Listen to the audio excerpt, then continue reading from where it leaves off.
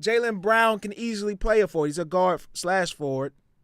So they didn't go to Derek White because of a positional fit. Right. They just went to the fourth best Celtic and bypassed. We had a heated argument a little while ago. Who was the first best? Who's the best Celtic? Yeah. And this is really crazy. And if you're Jaylen Brown, I mean, assuming you didn't tell them no, thank you, I'm busy this summer. This is a high level insult. Yeah.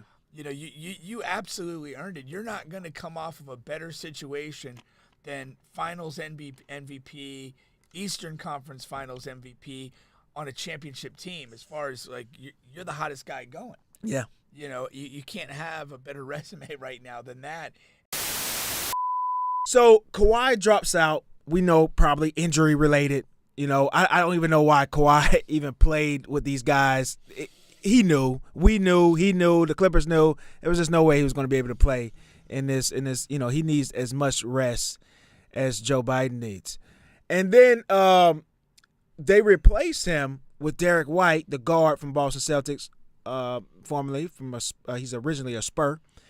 And the thing is, they already have Jason Tatum on the team. Okay, so they won the championship, so it's okay to go to the championship team to get a reserve or another player, your backup player for Kawhi. And they have Drew Holiday too. They have Drew Holiday as well as Jason Tatum on the team already. Correct.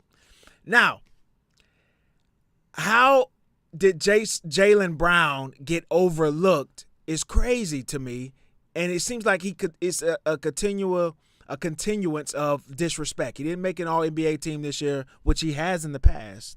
Okay, but he didn't make one this year, and this was like his best year in the league. And I don't know if it's becoming political or what's going on, but for him to be overlooked by Derek White is just that's doing too much. Especially on top of that, Kawhi is a forward.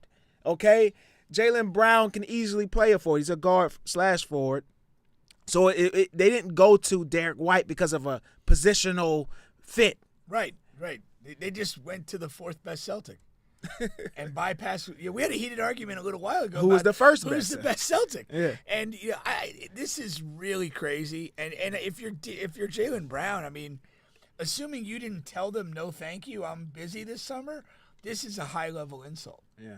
You absolutely earned it. You're not going to come off of a better situation than Finals MVP, Eastern Conference Finals MVP on a championship team. As far as like you're the hottest guy going. Yeah. You can't have a better resume right now than that, and you're overlooked for a teammate who's literally no better than fourth best Celtic. That is nuts, man. That is nuts. I wonder who is on the team selection committee. And what goes into that process.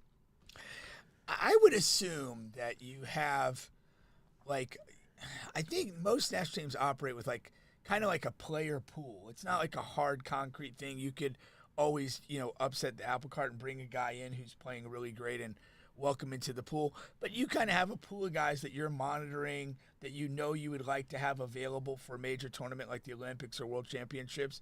And, the idea of the pool is that, some guys are not going to be healthy. Some guys are going to have, maybe some other commitments or things going on in their life outside of basketball that would preclude their participation.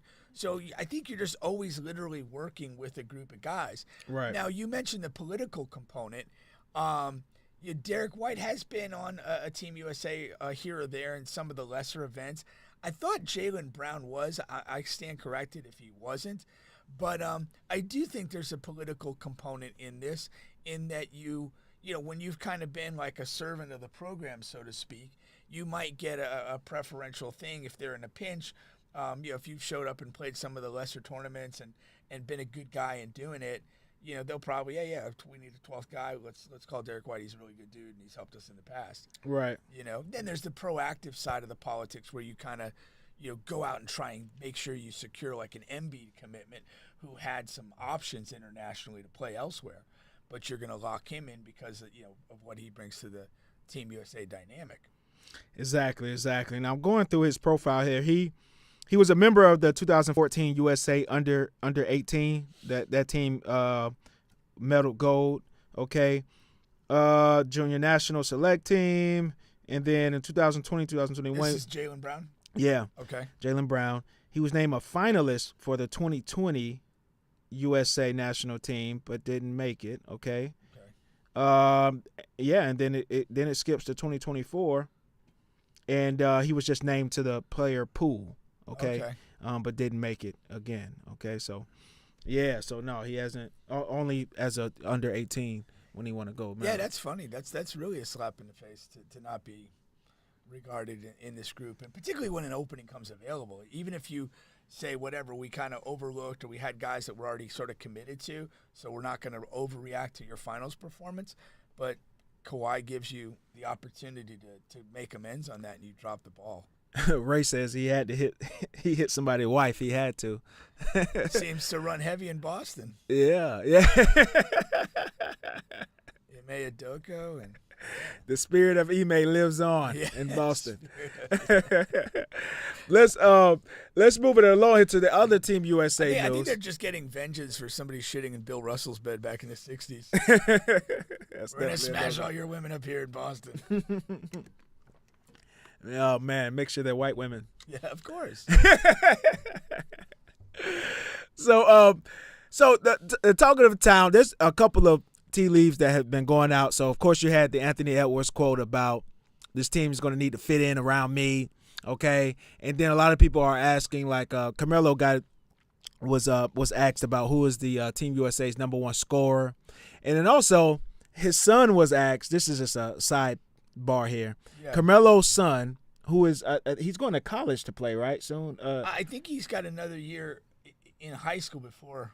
Yeah, he's not part of the class of people entering college right now. So, but he's like he's a highly he's a rising prospect. He's a rising prospect, and he was asked who would win out of LeBron and Bronny versus Carmelo and him and Carmelo's son, and he said that LeBron and Bronny would win. Okay. And Melo, he didn't like that at all. He was like, I'll go remember that or something. He said something like that. Yeah. I remember you said that. But anyhow, there was also this poll, okay, and in the poll was every member of the Team USA, okay, the staff, the coaches, all of those people, and also the select team, okay, with Cooper Flag and all those guys, and then those staff and coaches, about who has been the best player in this throughout this whole entire time here, from practices and scrimmages and games and stuff like that. It's been relative. I mean, it's only been like a week or so, right? Something like that. Yeah. But they did that, and like LeBron won it going away. And when you hear about all of the practices, and I've seen video and I've seen this, and of course I saw the scrimmage with Cooper Flag performing well, and LeBron has been like amazing. He's been like, it's like he's taking it so serious to it's not even funny. Like some of those guys are just out there enjoying, just a couple of those guys. Like Tatum is just, whatever. And then there are other guys like that too that's just going through the motion. Yeah. But it's like he's like lasered focused, and those guys are like, really soaking it up and just it's like an icon before them, taking this thing so seriously, man. At 40 years old, that's nuts. But look at some of his contemporaries. KD is already hurt from after one practice. Kawhi is out. You know what I mean? Like Carmelo's been 2 years retired. But you got to put this in context. This could be his last chance to win anything, and he's gonna take it that way. Yeah, all of those guys. This is their last chance to win anything. I mean, it's Curry. This is Curry's last chance. This is Durant's last chance. Yeah, but I mean, here's my thought on Team USA is that this is LeBron's last chance to win something of consequence. But he knows, as he should, that it's not a cakewalk, that there's going to be competition. And so I think he is going to take it serious. I think he's going to give you everything he has. And it's also a short window that he has to perform in. It's not an 82-game season and, 15 to 18 playoff games. Mm-hmm. This is a window of time, maybe a couple months, lock in, give it everything you've got, win, and enjoy this moment. Now, team construction-wise, what did they do with this group? They kind of brought in all the legends, all the guys that it's almost like LeBron fantasy team of guys that he loved to play with and loved to share the court with. and that are still at a good enough level that they can do this. And so he's got Steph, he's got KD, and some of those guys, and then they've bolstered it with the with Ant and Jason Tatum and the guys that are in the moment. Now, how he's playing and leading, where did he learn this? 2008 Redeem Team. Mm-hmm. This is what Kobe was in a phase of his career where he was not as old as LeBron is now, but he was kind of entering his veteran phase of his career, and he set the tone with his defense, He was the same and way. all that stuff. And I just think that, and there's a lot of people that tell you that when LeBron came out of that Olympic experience with Kobe, that he kind of got his focus to another level, which kind of set the stage for his Heat years. And so that's something you got to consider. Is he's kind of a man on a mission. He sees it as his last hurrah to win something significant, and he also looks at it as like, hey, I have a chance to be the standard setter. I know because of who I am that when I walk in the locker room, I step on the practice court, people are looking. Not just people in the media. My peers are looking. How does this guy do this? I think, to me, Team USA is the best, laboratory for basketball that there is. Because for this period of time, the training through the games, you have all the elite guys together. Yeah. They're all, looking at each other. They're all sizing each other up in one way or another. No, that's true. What does this guy do? What does that guy do? Oh, that's how he does that. And it's the greatest laboratory of basketball on earth because of that. And so I think LeBron's rightfully taking his place at the head of that table, and he's going to lead the charge. And again, when you're talking about dudes of this level, and I'm saying this, the whole team, they need to be player-driven, player-led. Yeah. If you're coach-led, you're going to be okay. True great teams are player-led. They set the standard for themselves, and they hold each other accountable, not the guy on the bench doing it. And when you get that from elite guys, you're onto something special. Yeah. No, that's true. That's true. Now,